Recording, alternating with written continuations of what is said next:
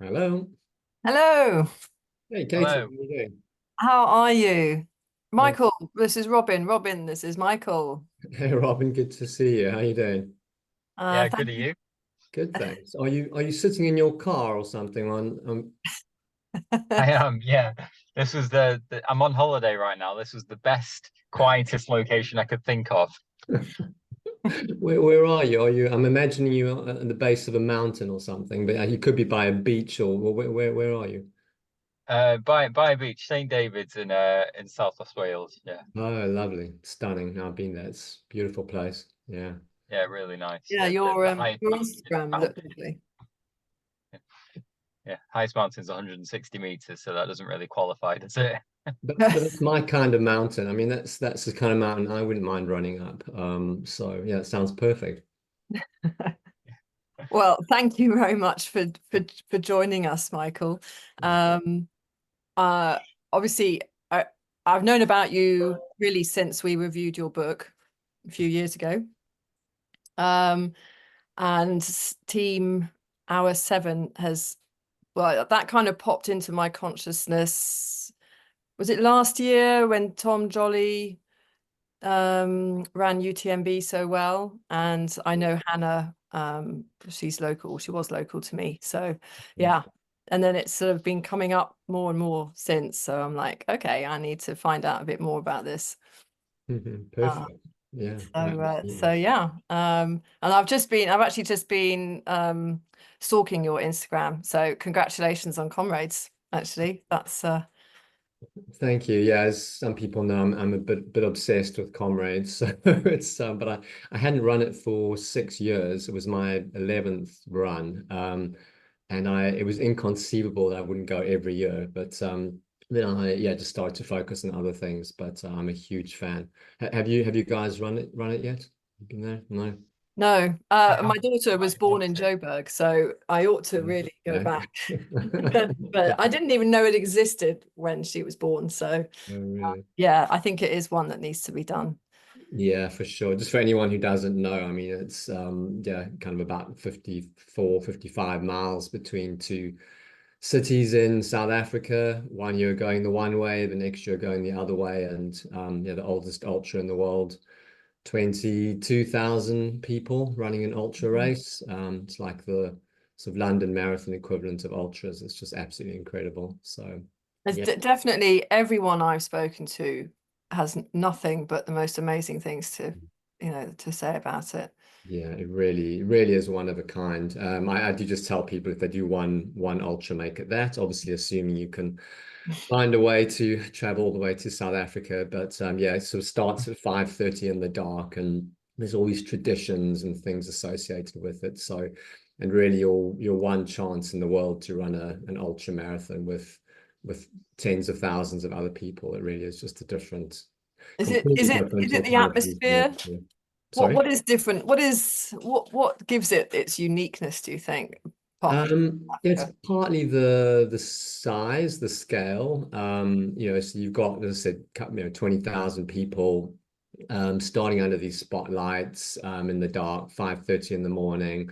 There's things like the national anthem gets sung. There's a special song, a South African song that everyone kind of sings before, called Shosholoza, about kind of winding your way through the mountains, that kind of thing, which is very special. And Chariots of Fire starts. And I know Chariots of Fire is in lots of races, but it is completely different at the Comrades at 5:30 in the morning. If that doesn't give you shivers down your spine, nothing will. And then it's the most insane rush. There's no race like it in terms of the speed at which everyone goes out. I mean, it's just absolutely incredible, the insanity of the pace at which people go running out in this race.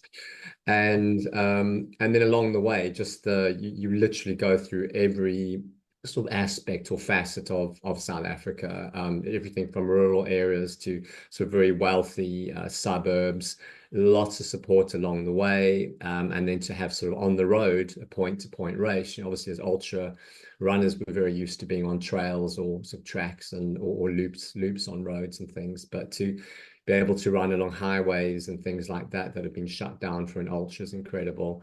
And then just the traditions. So something like, so when I did my 10th comrades, I got my green number. And what that means is like literally I have a green number that shows I've run 10 races, but my number is retired. So no one will ever use that number. But you can look up any number that anyone has ever run in on the comrades database and see its whole history and see Oh who's wow. run. It's absolutely incredible. It's like, yeah, who's running that number? So like my number, someone ran in it in the 70s. Well, they didn't actually run, they didn't start, but there's a name associated with it, and I'm the only one who's ever actually run in it. But I kind of like that it's just Yeah. that there was someone else associated with my number at some point. So, and then if it's somebody is going for that green, it's their 10th one. There's another colored number. If you're an international, there's a blue number. And everyone's names on their numbers and things. And so you just can look around and have the sense of what's happening. The number of finishes that people have done is on their number as well. So like the number is this whole sort of story about the sort of the history of this person in the race. So it's just really, really fascinating. And then yeah, just the history of the whole event, you know, it's sort of 100 years it's been going on. It's just quite incredible. Wow. That is Wow. amazing. Yeah. Okay. That's But there you totally go. If that hasn't sold it to you, I don't know. Yeah, it might have just moved up my list slightly. I hope so. Yeah, I mean, yeah, very different to what you're used to. I know you're a real mountain fanatic, but yeah, I can really. I mean, there are some big hills. Although you mentioned Hannah earlier, and just for anyone who doesn't know, so Hannah works with R7 on our kind of partner outreach and social media, and but Hannah, when she talks about comrades, goes, well, they said there were hills, but you know, there's no real hills. And I'm like, my God, are you kidding? There's these like monster hills, but because they're on road, they're completely different. You know, Hannah has in mind sort of like UTMB hills, that kind of thing. And of course, it's completely different. All the hills are very runnable, but it is, you know, very, very hilly course. It's just like going for a very, very hilly run on the road, Well, basically. which presumably is harder because you're more expected to run it rather than, you know, being Absolutely. able to walk up technical terrain.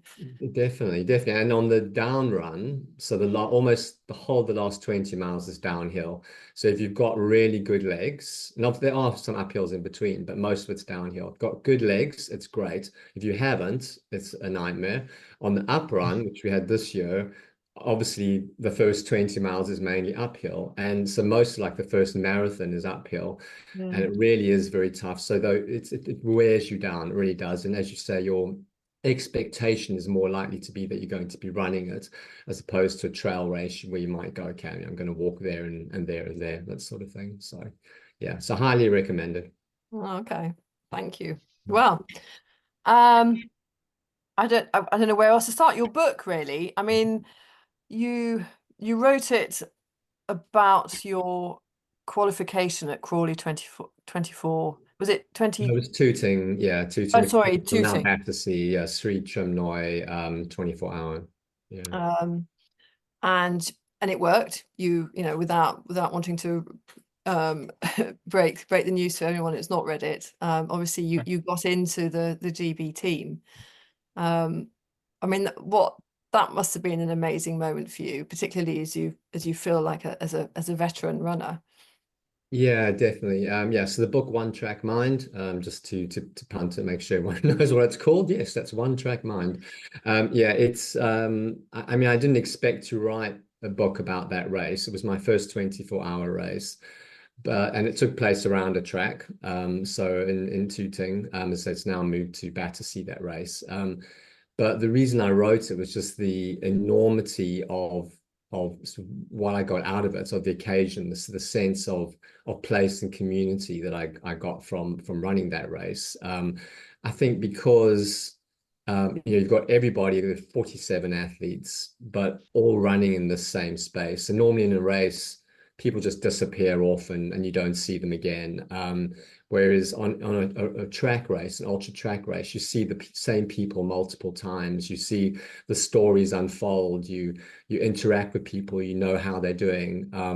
And in this particular race, we had everything from like Jeff Oliver, 85 years old, who ran 77 miles in some of the worst weather I've ever run in. It was absolute deluge, you know, downpour, rain for 19 hours of the race.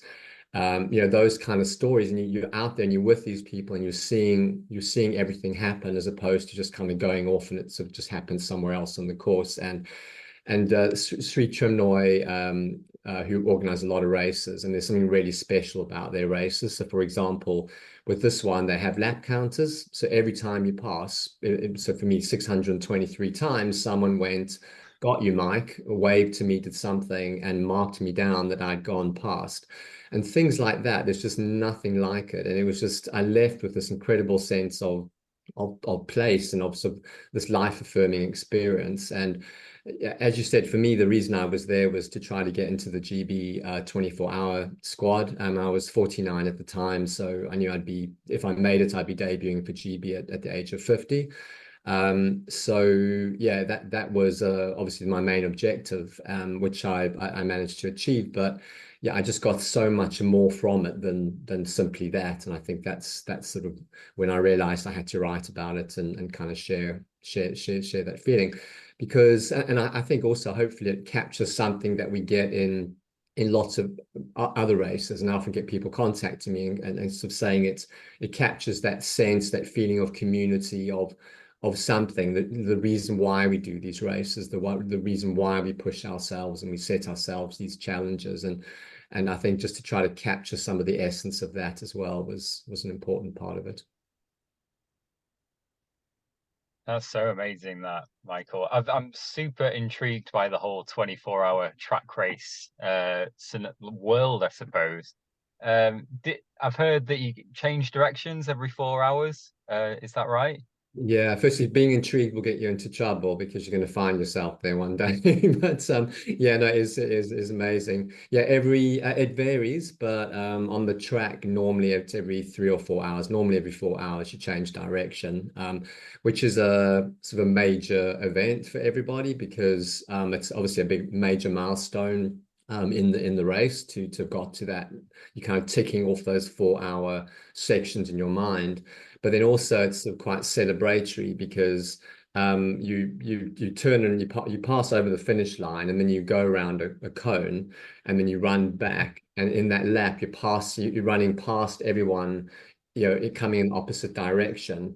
And there's often sort of early on anyway, like high fives and sort of well dones and things like that. And you also weirdly you see the front of people's heads, because when people are going past you or you're going past them, you sort of see the back, maybe a glance of the side.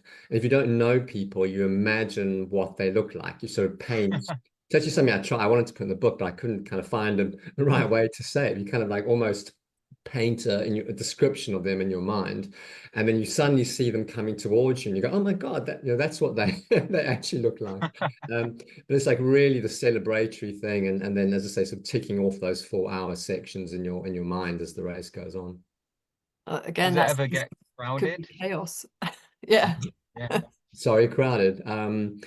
It's not really. It's actually quite well managed normally, and I think if it's on a track, they limit the number of people, so you normally get to the maximum about 65 people. So it's okay. And I mean, later on, there's always the danger someone just runs straight into you if you're coming in the opposite directions. You have to be a bit alert if everyone's really tired. But yeah, it's pretty well managed. And then in some sort of other routes, races where, like at the World Championships, where it's a 1 mile loop, and there's maybe 450 athletes, they don't change direction there because it's just too many people to do that. That would be absolute, carnage. So it's Right. more the smaller races where they do that.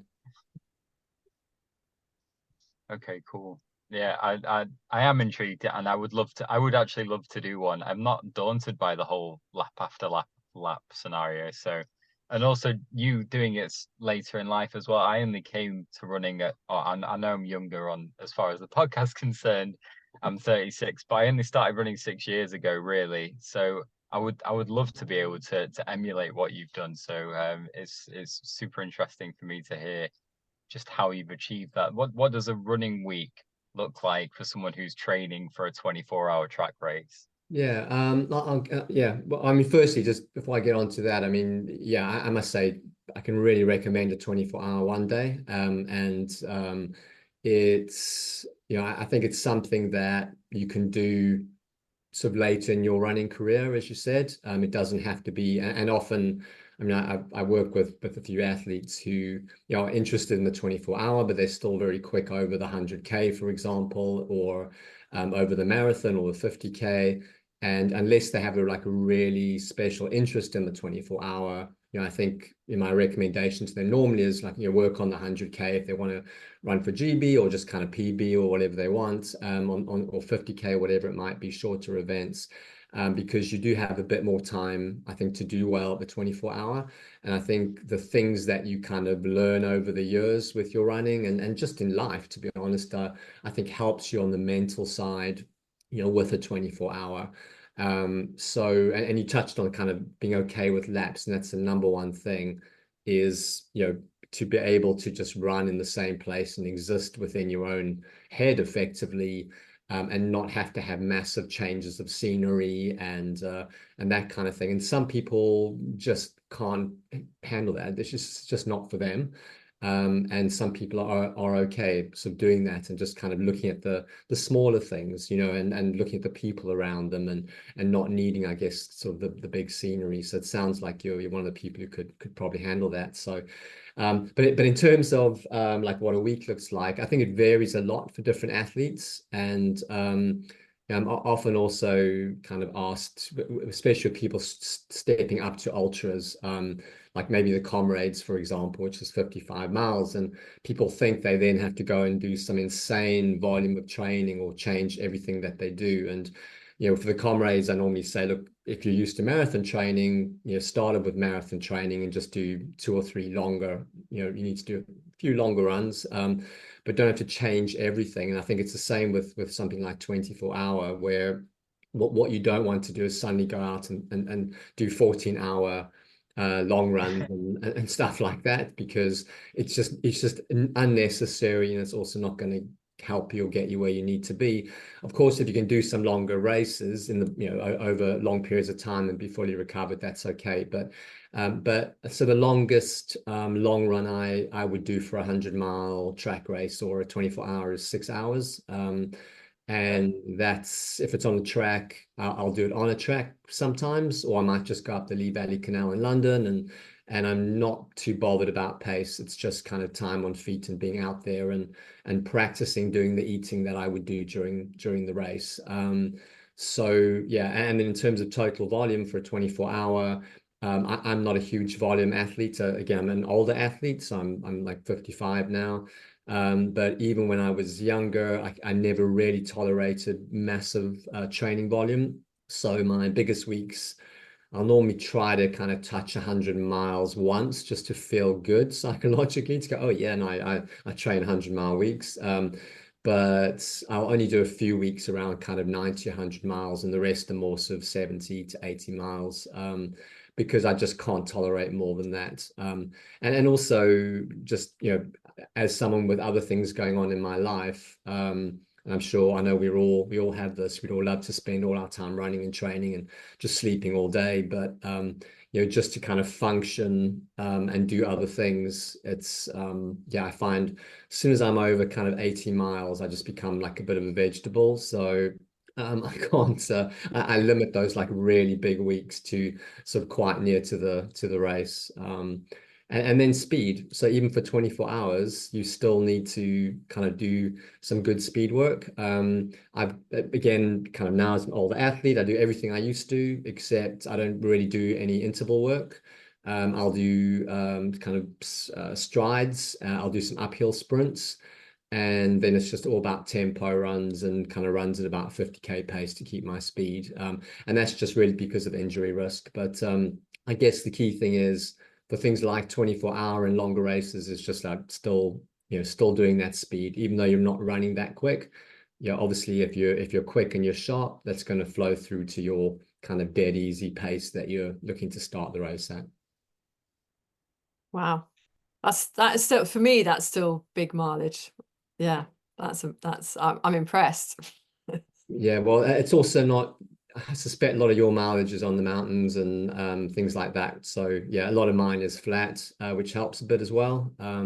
So yeah, quite kind of specific to what I do into my event, and which is why when I'm doing something like Comrades, I need to go and reintroduce myself to the hills, because if you're doing sort of 100-mile track race, you've got to be used to that flatness, and just that, your body has to be used to the complete lack of variety in the movement, because you're just going to be on, doing exactly the same movement the whole time. So yeah, and that's what I've learned my body can't do. I very quickly run out of oil.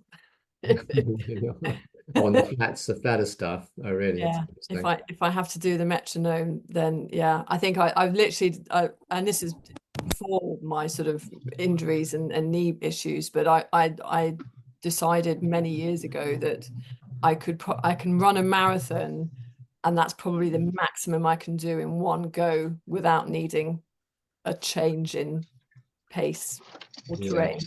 Yeah, well, that's really interesting. Yeah, no, and yeah, I guess that's just a sort of, yeah, reality of the kind of event. And I suppose one of the things where, yeah, if you part of event selection, I suppose, is exactly those kind of issues. Well, that's the joy of it, isn't it? Yeah, There's so much out there. There's so much choice and variety. yeah, yeah. So presumably, how did you meet Dom, and how did Team Hour 7 come into your minds?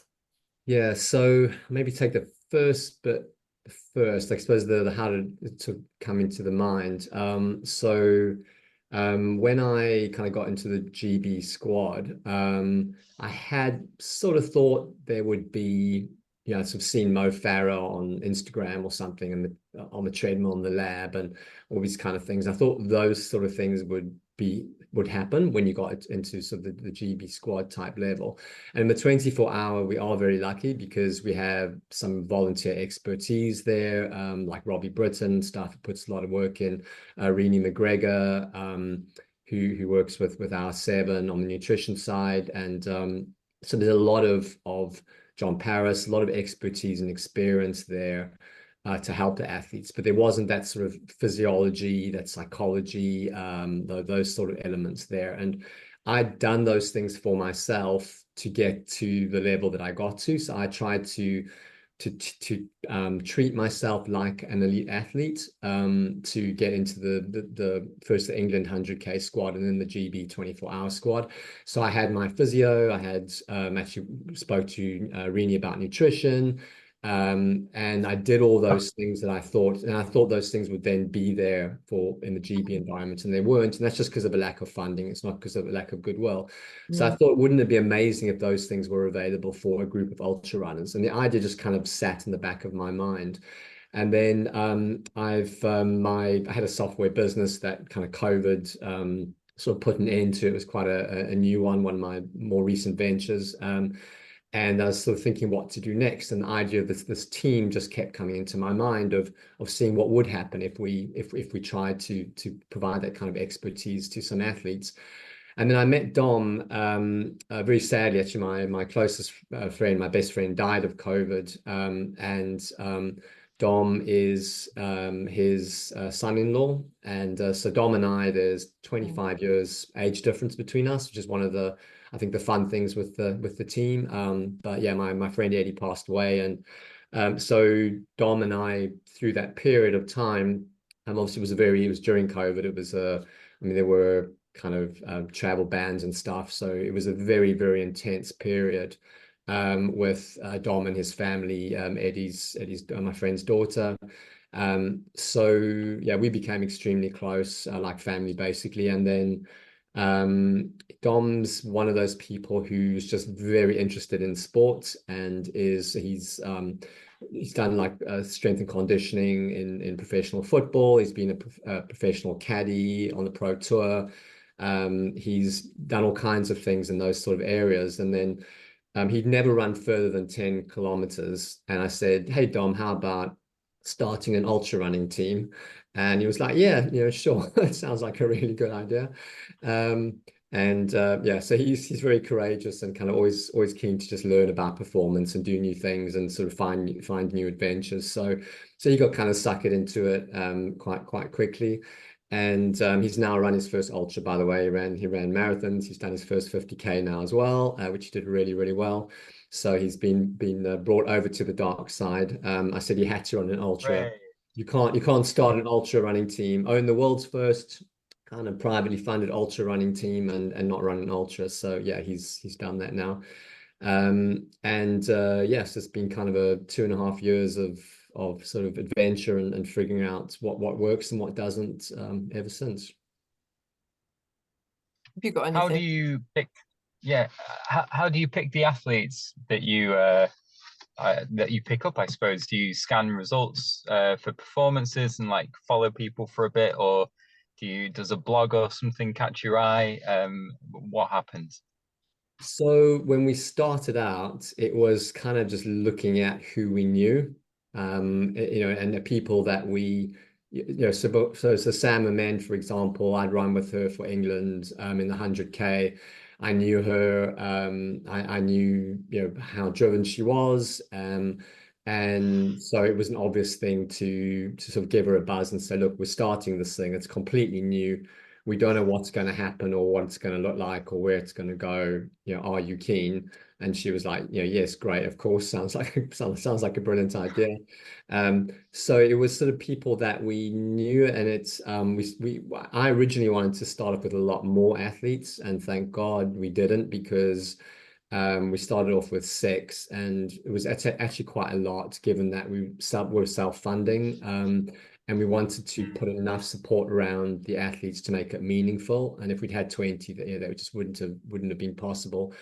And then we went out a year and a bit later. We went out on Instagram, and we asked for applications, and we got a couple of hundred like really, really quality athletes applying. Yeah, it was just, the difficulty was really just choosing, because there was just so many phenomenal athletes, and we kind of leaned towards the mountains because we thought that would help us with sponsorship, and we'll talk about some of that, I suspect, on this call.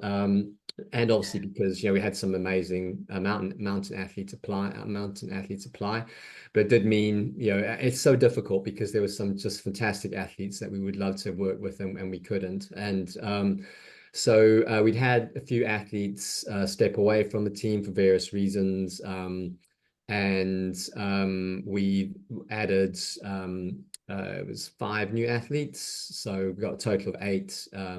We then had a total of 8.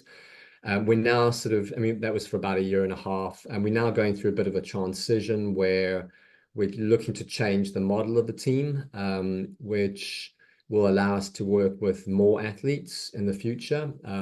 But we're moving away from having a focus on kind of permanent athletes. So we'll still do things with the athletes that we work with to date. But what we've realized is that, for a number of reasons. Firstly, the feedback from sponsors is that if we move to more kind of project-based activities, it'll be easier to get sponsorship, because we can go, okay, we're doing this race with these athletes.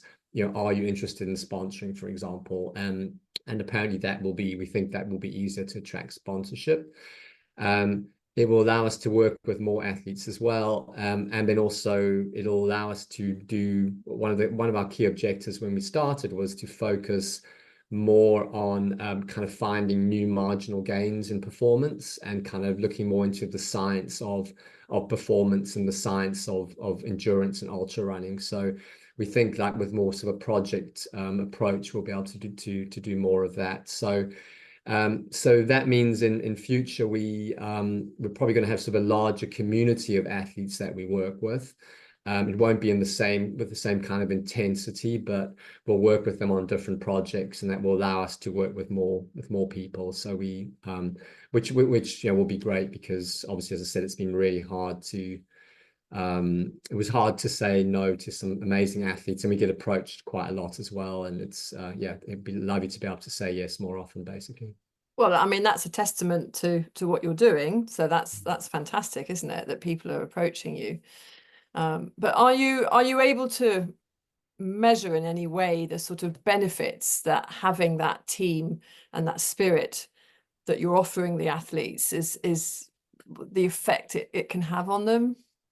It's quite and that, I think it's been part of the learning and the journey, because I think when we started the team, like there was all these things. So obviously, nutrition and strength and conditioning and psychology and physiology, and these different levels of support. And what we've learned is that some different athletes need different things. So for some athletes, just being part of a team, being part of something so beyond just themselves has been massively beneficial. And and that's the thing, like if we ask them, so what's worked, it'll be that there's a sense of belonging and camaraderie and just being part of something. So whereas another athlete will be really interested in the physiology or in the psychology or nutrition or something.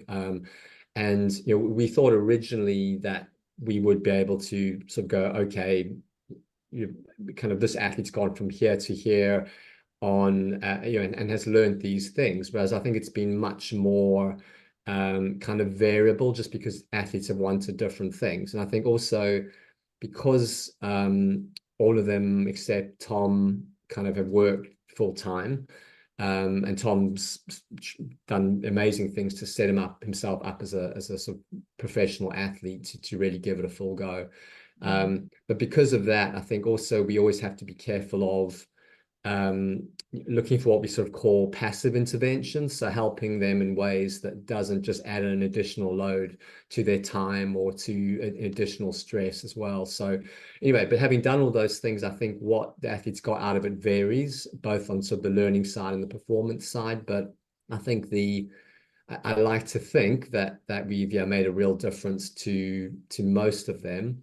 And I think a lot of that has come from that sense of team, that sense of belonging, rather than all the performance things we put around. For sure, those performance things have helped. So, for example, someone who's changed their training because of lactate testing or something like that. But yeah, I think the biggest thing would have been just that sense of being part of something. I suppose that the physical side of things, everyone is quite spread out, aren't they? They are sort of in Europe and what have you. So sort of access to things like a physio kind of has great for advice and consultation, but perhaps not necessarily relevant when it comes to getting a weekly massage. Yeah, it's one of the things we've learned, and it was because we've got 4 athletes on the continent and 4 in the UK, and I think it makes it really difficult just to get together. So because obviously, ideally, the dream model would be everyone sort of living in the same apartment and just running together all the time, and we have all the advice there, we have everything. And firstly, these are kind of adults in their 30s generally, who or slightly older, or 30s, early 40s, who have jobs and families, and kind of going and sleeping on a floor somewhere in a house wouldn't really work, or on a mattress, whatever. But also, yeah, as you said, they're kind of geographically spread out. They have full-time jobs. So and I think one of the things we want to do and we have managed to do camps. We've had a few amazing camps where we have managed to get everyone together. But I think one of the things we want to do differently in future is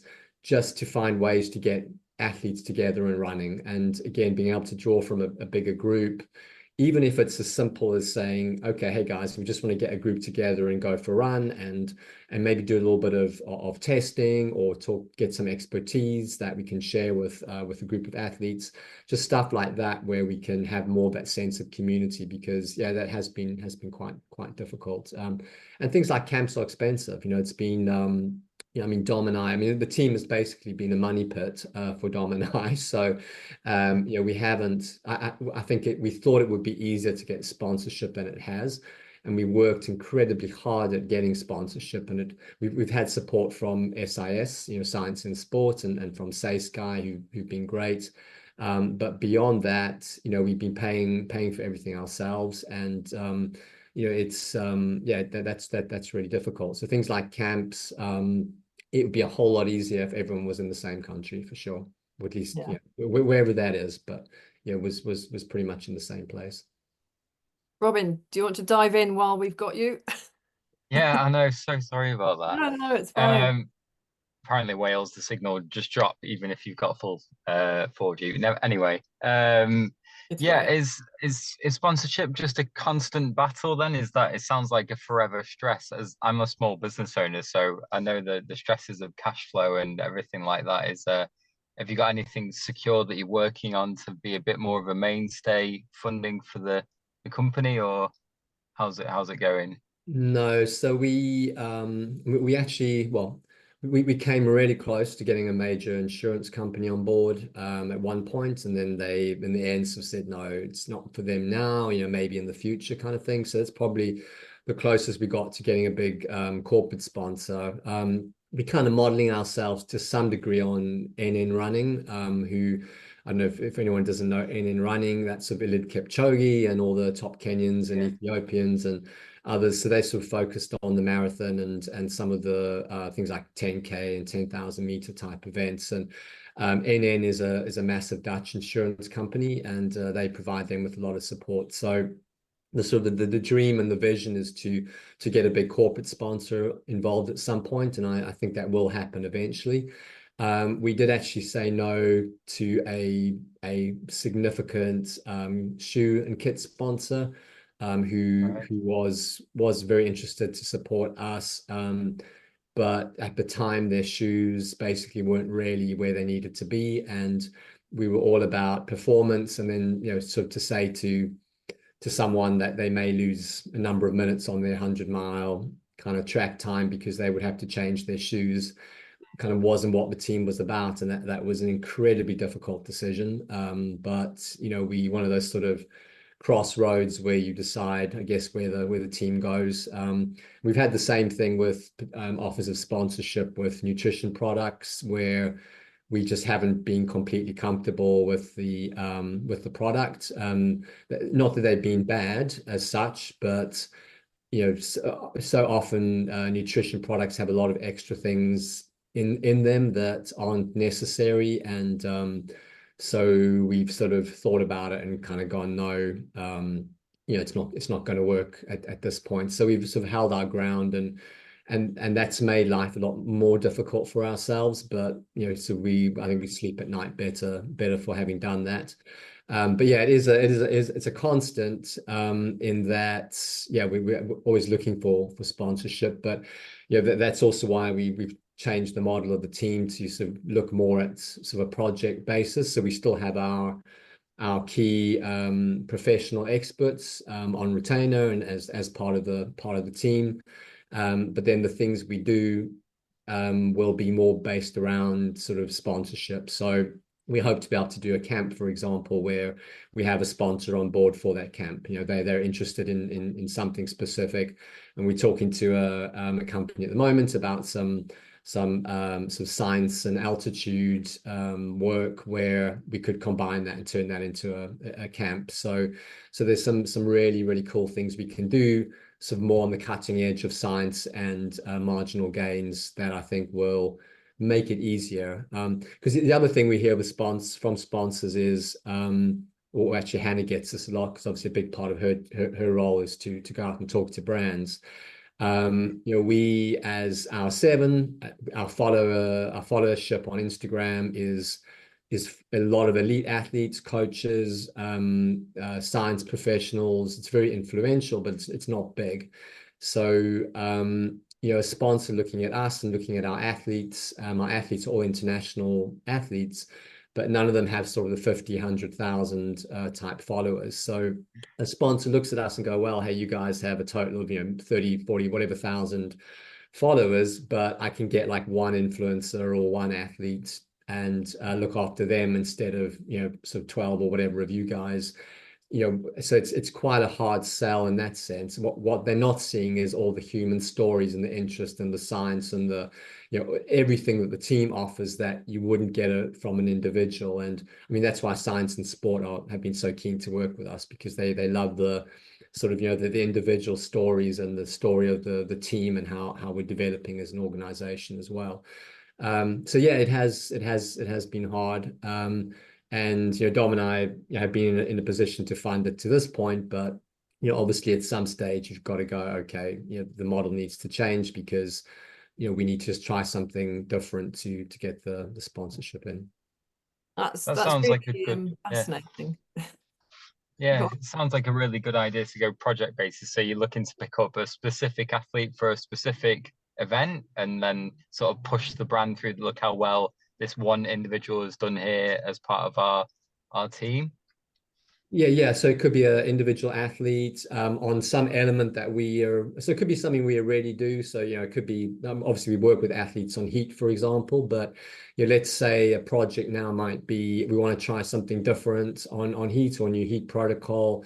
We may go somewhere with the heat chamber, and maybe the sponsor is a company that does, core temperature devices or something like that. So it's a very specific targeted thing.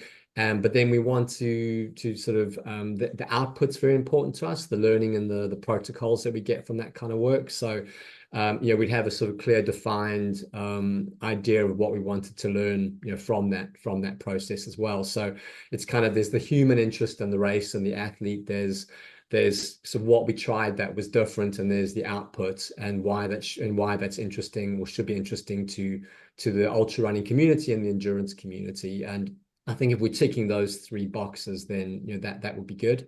I mean, we also have a dream to take a team down to Comrades, which would be absolutely fantastic, and that's something that is a very much sort of that's kind of at the top of the list. But that's an expensive trip to South Africa with a full team. So it's a case of just getting the sponsorship on board for that. So.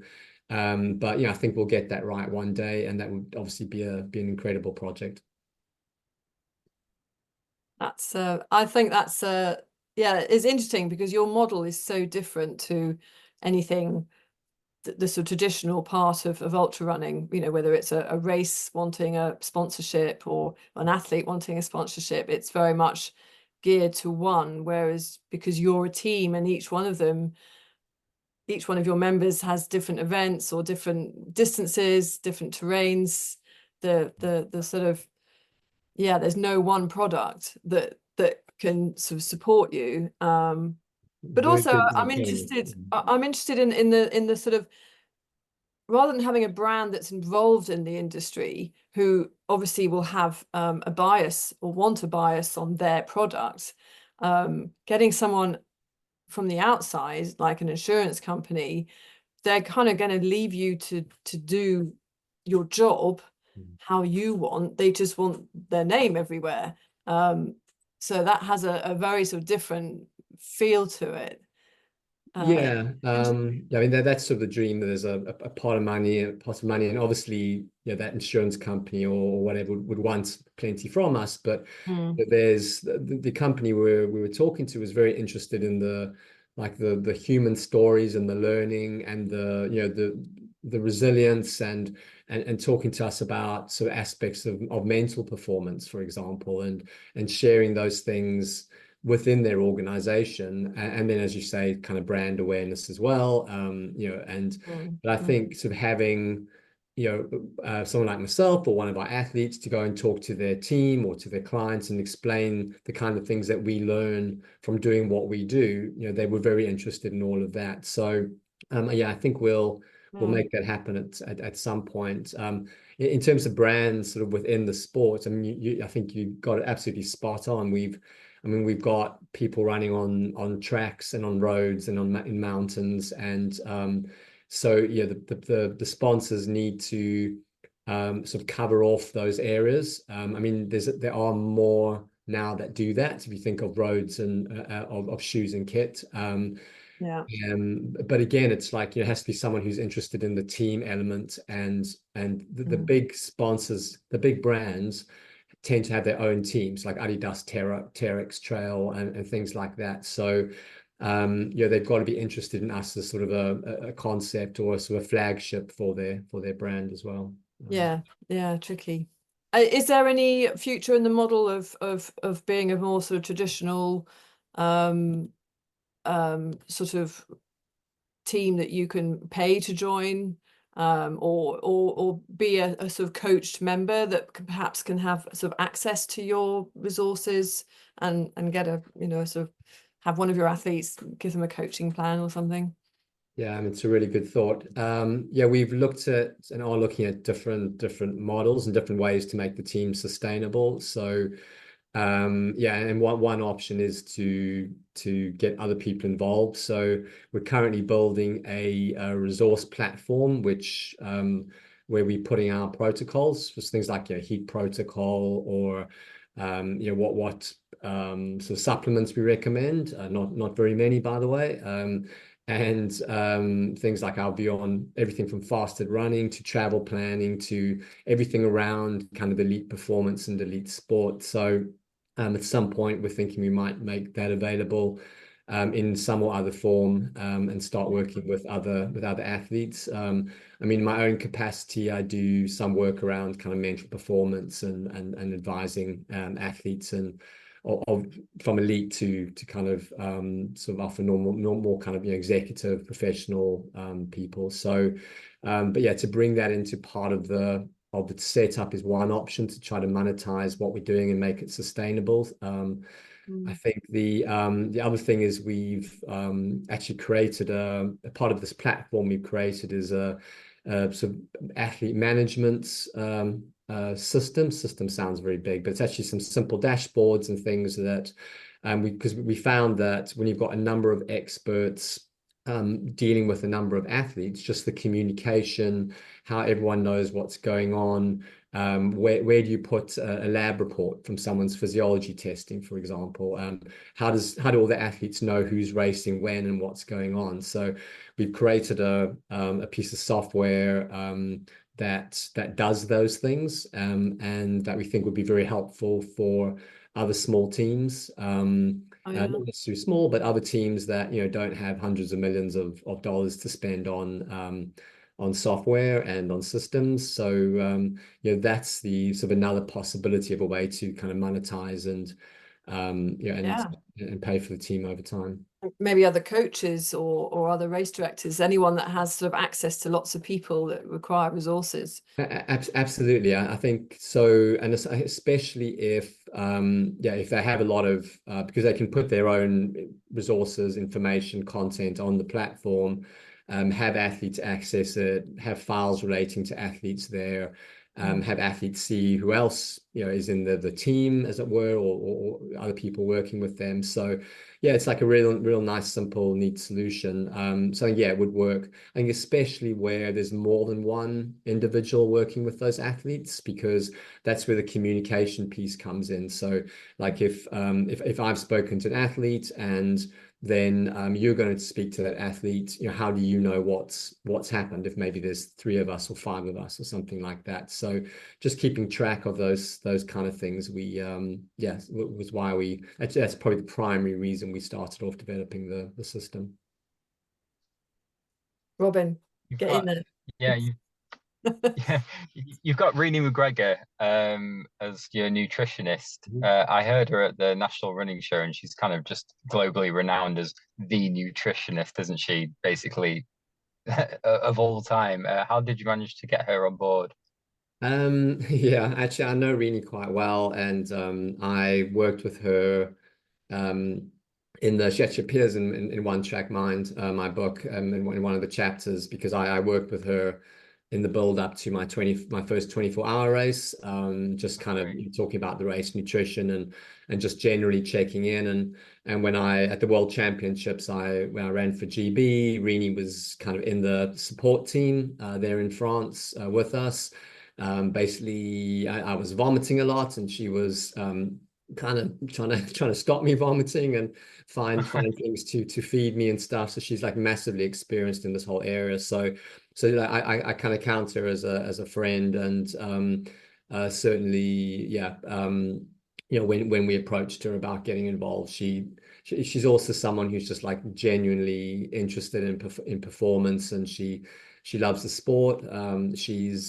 Has a very strong and important platform around things like RED-S, and if anyone doesn't not aware of that, so like relative energy deficiency in sports, so basically not eating enough to fuel your training, which is not just an elite athlete problem. It's something quite widespread. So I think anything that helps her communicate about the importance of nutrition and eating and fueling training is really important to her. And I think so obviously our 7 fits in with that as well, because part of what we do is obviously work with athletes on nutrition, and we're a team that eats, and it's I think something that she just thought I probably also would just be finding something different to do. So yeah, she's that kind of person.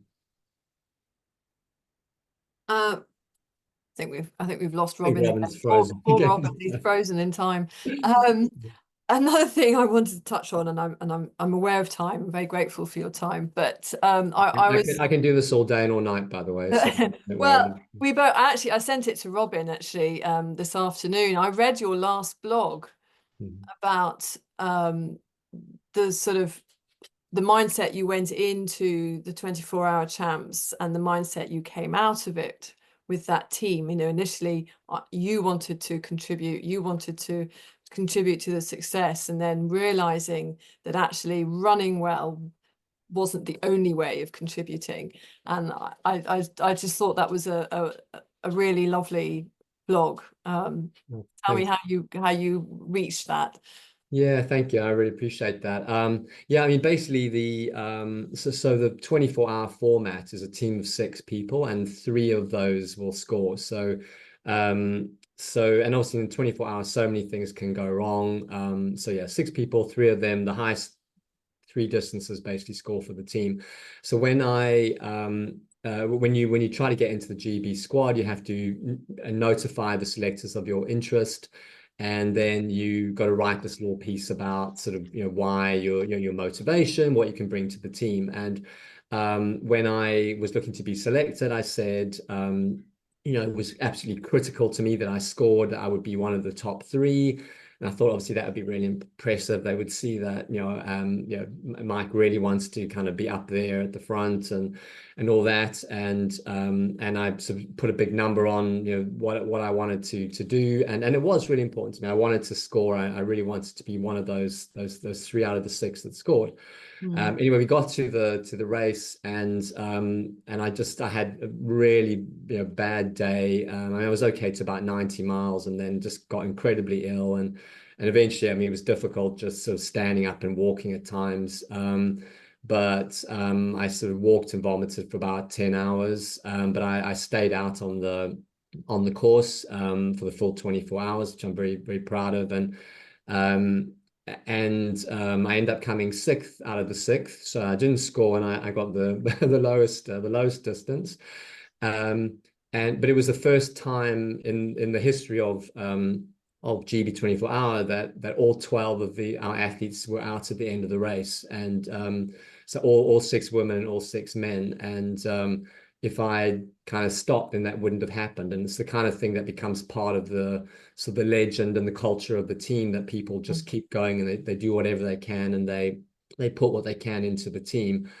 And it also, so I just did what I could to sort of shout at people, support them, cheer them every time they came flying past me. And I still felt, although I felt absolutely devastated that I didn't get the run that I wanted, I felt at least I was out there wearing the vest for as long as I could, and being a part of the race as much as I could. And anyway, a year later, when it came round time to notify selection again, I had a performance to be selected or whatever, but I wrote down, I said along the lines of, I want to do a really, really big distance, but I want to come 6th out of the 6, because I just want, obviously, if I do really well and everyone does better than me, then that would be incredible, the ultimate result for the team. And I actually really meant it, and I really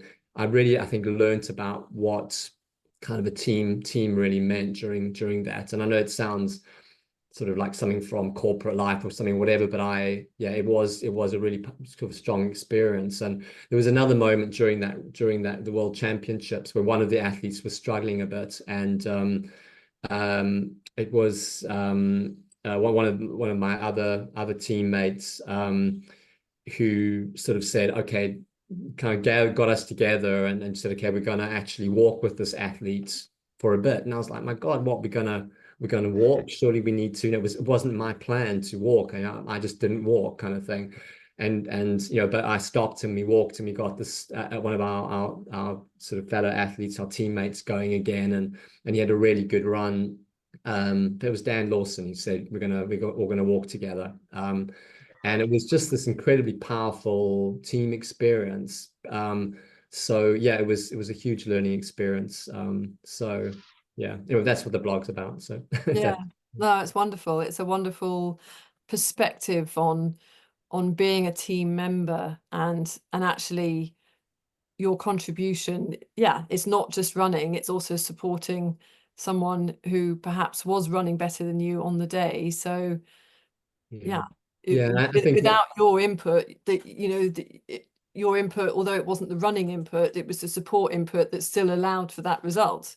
Yeah, absolutely. And one of our athletes also at the end was in serious kind of medical trouble, and they were debating whether he should be taken off out of the race or not. And he's renowned for being incredibly determined and didn't want to leave.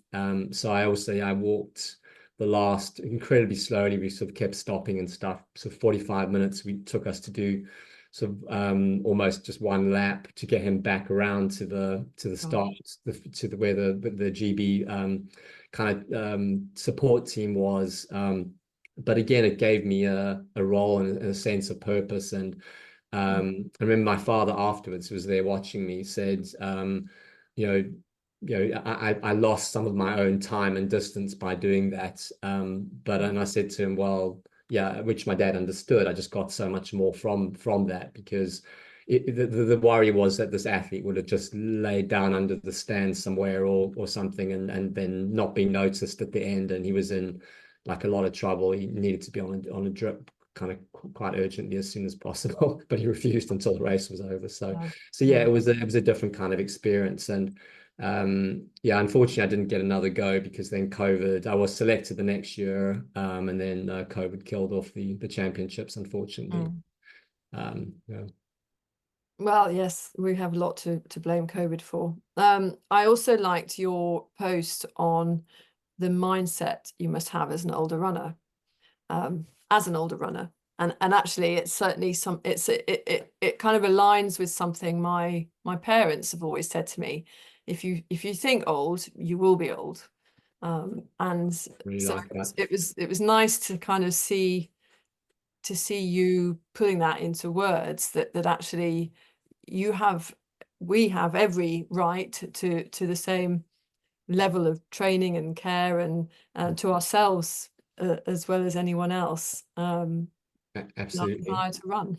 Yeah, and so much of it, I really love what you said there, because so much of it is attitude. And yeah, I've met people who are old at 40 because they've decided that they're old, that they not even just physically, just sort of that they basically middle-aged at 40, and it's kind of cocoa and digestive biscuit time or something. But and then people who are sort of 70, 80, even 90, who are just out there doing stuff. And definitely. And a key sort of key thing for me is what you expect, not just from yourself, but from other people. And I think one of the things you may be alluding to is just the like from if you go and you have a medical need, if you have an injury or something like that, if you're an older athlete, to expect to be treated in the same way as a younger athlete would, because your sport and your activity is as important to you as that younger athlete, and possibly more important, because that younger athlete doesn't necessarily at this stage of their life need that movement and need the exercise and what have you as much as you do as an older athlete. So expect and demand to be taken seriously, and also expect from yourself that if you come up against challenges to your training, to your racing, maybe like an injury or something, you don't just say, oh, it's because I'm old. Yes, at some point, something may get you something catastrophic injury-wise where there's a real issue and you have to take up cycling or do something, whatever, something different. But, say if I was 20 or 30 or whatever, what would my attitude be? And if there's a way to solve it, then, go for it, solve it, do the hard work. Don't just go, okay, it's because I'm old. Find out, is there a solution? And then, try to follow the solution if you can. It really makes a hell of a difference. Yeah, it is. Well, I mean, we, as ultra runners, we know that how important the positive mental attitude is. And don't give up. Absolutely, yeah, and it absolutely applies to age, and the great thing about ultra, I mean, the demographic of ultra is still older.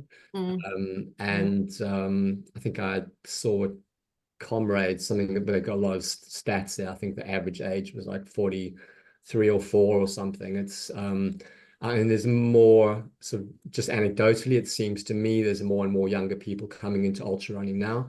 Yes. But obviously it's still sort of very much, kind of an older crowd. And that just goes to show, what's possible when we're older. The things that, that like you and I do and people listening to this podcast are, pretty cool things. And, so why would our ability suddenly change with one injury or with, kind of 1 year? Because that's the other thing. I remember running with someone and he was like, well, it was a major 0 birthday and he was expecting his performance to plummet just after that birthday. So he was going, well, I'm not going to do the marathon next year because I'll be, I think it was 60 or something. No. And I was like, well, what do you honestly expect to happen like in the 7 months or whatever between now and then that didn't happen in the last 7 months, There's just such a psychological thing. So yeah, it's really important to be aware of that.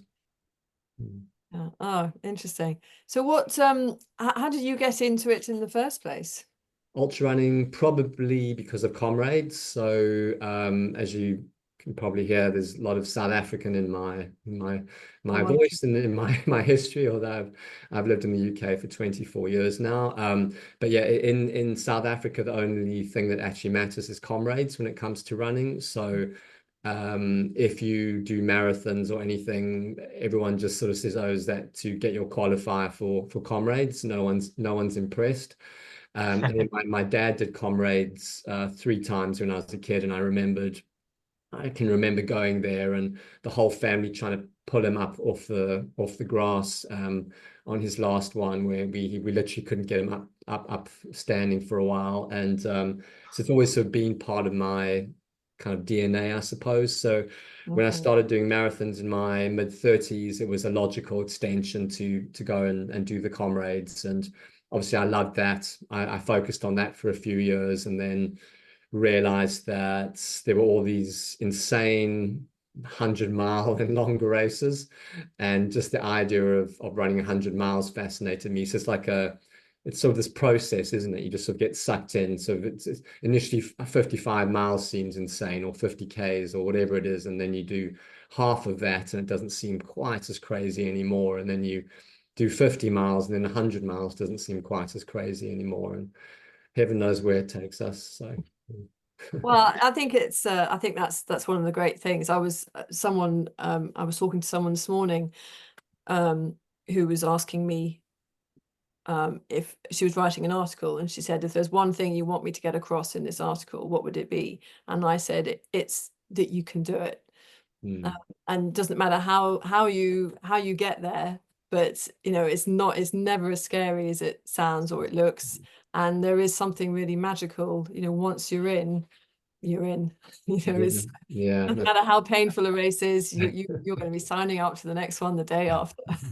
That is the amazing thing, isn't it? That somehow we keep coming back. But yeah, it's just like so that one step at a time. And in my first 24-hour race, it was literally a lap at a time, and just that sense of building, and so I had this mental image of putting a lap behind me, almost like a block, in my mind behind me after each one. So I wasn't looking forward at all the things I still had to do. I was going, wow, look at this kind of block that's building, this tower that's building behind me of all the things I've already done. And I think Wow. it's the same with any race or with anything that you're kind of chasing. You just got to start, and you've just got to, keep moving towards it and just build those blocks, and at some point you'll suddenly get someone, you go, oh my God, I made it. I got here. I Robin, are really you like with that us? imagery. Yeah, like it's like he was saying before with what was it, 623 laps that you did, and there was always someone calling out like that you'd done every single one of them. I really like that idea of us stacking it up and it's sort of being reaffirmed to you every time you cross the line that you've gone further and further and further, and it's becoming more and more impressive. Like, I think I'd just gain so much confidence from doing that, like in both my ability and just the race itself. Or does it not really feel like a race? Is it more individual? It felt like a race sort of later on. I was trying not to make it a race early on. It's the same with any of those kind of events. Well, I think anything, it's just sort of focus on the performance. So, and if you're doing the right things at the right time, so not going out too quickly, running at the right pace for you, eating when you need to, then the result kind of takes care of itself. So, and especially with something really long like 24-hour or a 100-mile race, something like that, it's just doing the right things, not getting caught up in a race. It doesn't matter what anyone else is doing. And I actually, before that first 24-hour, I had a call with my coach, and the sort of other people in the race came out, and there were a few like really, really quality 24-hour runners there. And I was going, oh yeah, this athlete's there, this athlete's, and he just said that. He just said, it doesn't matter what any of them do, you just do your own race. And that was it. He wasn't interested in tactics in relation to anyone else, talking about anyone else. It was just like we were going to do the right things at the right time. And then it did eventually end up being a race, because once you're there, you obviously you want a podium, you want to win, or you want to, wherever you are in the field, at some point, often, there's someone you want to beat. So, but that's kind of later on. And I think no one's ever won a 24-hour race 3 hours in, or 10 hours in, or even 20 hours in. The race starts at like 16 hours. So, if you're going, yeah, I'm winning at 16 hours, and you're getting carried away, it's not going to end well. So, so just doing the right things at the right time, and then near the end, you look around, and is there somebody who you have to race? Yes or no. If there is, then obviously, hopefully, that helps you do even better.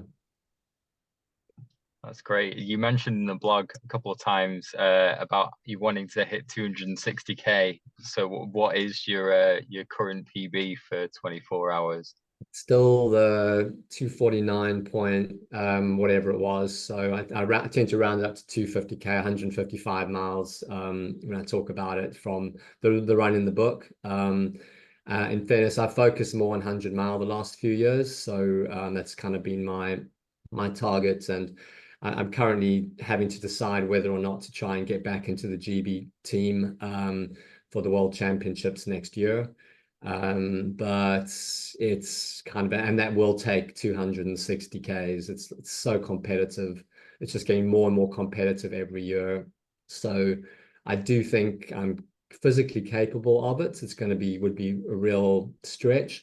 I think the big thing is like mentally, you have to want something like that so badly. So, to do the training, but mainly in the race.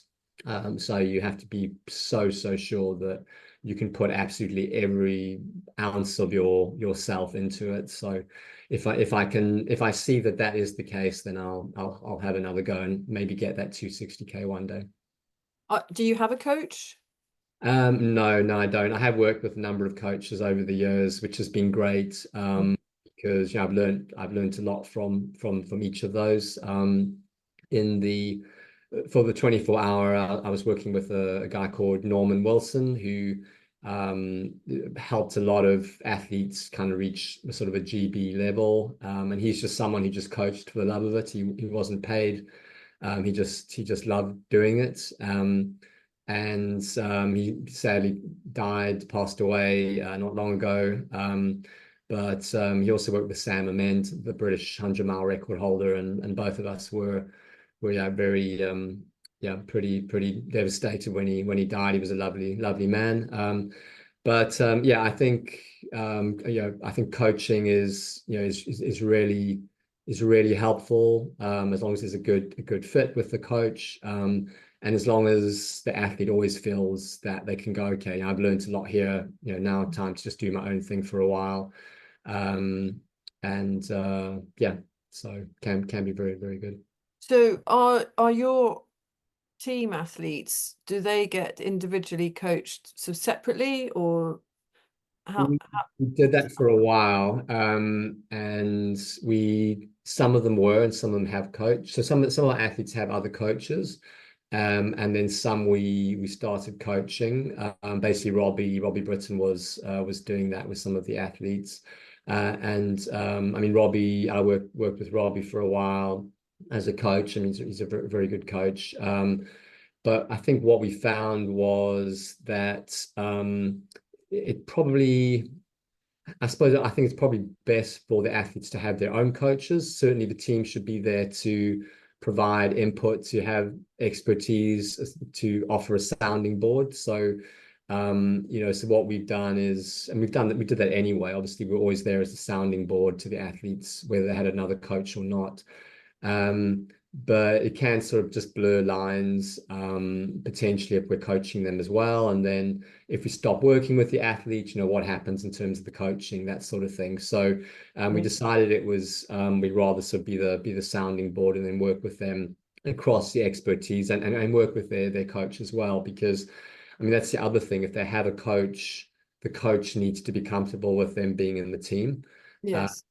We've had a case where an athlete wanted to join the team, and then was basically stopped by the coach, and just didn't feel comfortable sort of saying no to the coach, because obviously that coach athlete relationship can be very powerful. So yeah, we just kind of said, oh well, that's sad, which it was, but there's others who don't have that problem, because obviously if the coach is not supportive, it doesn't work, because they've got to believe in the science, believe in the kind of things that we're offering to the athletes. Otherwise there's no point. Yeah. So is there anything we should be watching out for? Is Tom going to UTMB again? Are any of your athletes doing other stuff we should be watching out for?